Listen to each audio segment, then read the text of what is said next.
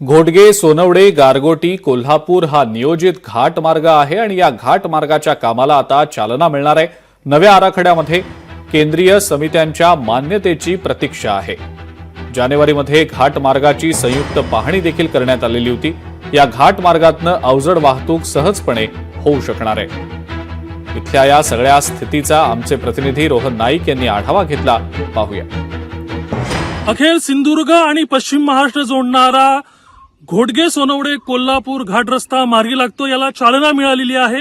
मी आता या घोटगे सोनवडे मार्गावरच आपण पाहू शकता, इथून हा महामार्ग होणार आहे। या संदर्भात मागील 40 ते 45 वर्ष या घाट मार्ग होण्यासाठी लढा देण्यात आला आणि एकंदरीत पाहिलं असेल तर या घाट मार्गाच्या नव्या आराखड्याला म्हणजे अलाइनमेंटला केंद्रीय पर्यावरण सल्लागार समिती, केंद्रीय वन्यजीव संरक्षण समिती आणि व्याघ्र संवर्धन प्राधिकरण या 3 समित्यांच्या मान्यतेची प्रतीक्षा आता आहे। या संदर्भातचा अहवालही जानेवारी महिन्यात पूर्ण करण्यात आला। जानेवारी महिन्यात या तिघांकडून संयुक्तपणे या नवीन अलाइनमेंटची पाहणी करण्यात आली आणि वन्यजीव संरक्षण विभागाने काही यामध्ये बदल सुचवले होते। त्यानुसार नवा प्रकल्प आता अहवाल तयार करण्यात आला असून तो आता तिन्ही समित्यांच्या मान्यतेनंतर राज्यस्तरावरील उर्वरित कार्यवाही पूर्ण करून या घाटमार्गाचा प्रस्ताव येत्या बजेटमध्ये सादर केला जाणार आहे। एकंदरीत आपण पाहिलं असेल तर हा महत्वाचा घाटमार्ग सिंधुदुर्गातून फोंडा, गगनबावडा आणि आंबोली हे घाटमार्ग जातात, पश्चिम महाराष्ट्राला जोडतात। परंतु हा जो घाटमार्ग असेल घोटगे सोनवडे कोल्हापूर मार्ग अतिशय सुरक्षित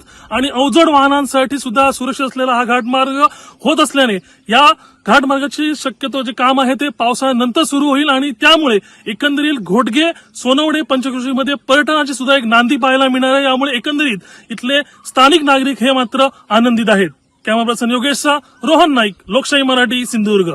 आपला हा जर घाट रस्ता झाला तर लांब लांबचे पर्यटक या आपल्या गावात येऊन आपल्या पंचक्रोशीचा सुद्धा विकास होऊ शकतो व या घाटमार्गाचा जसा म्हणजे जास्तीत जास्त उपयोग जसा आपल्याला वाहतुकीसाठी होईल तसाच पर्यटनाच्या दृष्टीतून सुद्धा या घाट रस्त्याचा आम्हाला जास्तीत जास्त या आपल्या पंचक्रोशीसाठी याचा उपयोग होईल। टोटल 3 समित्याचे आपल्याकडे अहवाल प्राप्त न झाल्यामुळे त्याची टेंडर प्रोसेस पूर्ण झालेली नाही आणि ती टेंडर प्रोसेस या पावसाळ्याच्या नंतर पूर्ण होऊन घाट मार्गाला आपल्या पावसाळ्यानंतर सुरुवात होईल अशा प्रकारची माहिती आपल्याकडे उपलब्ध आहे।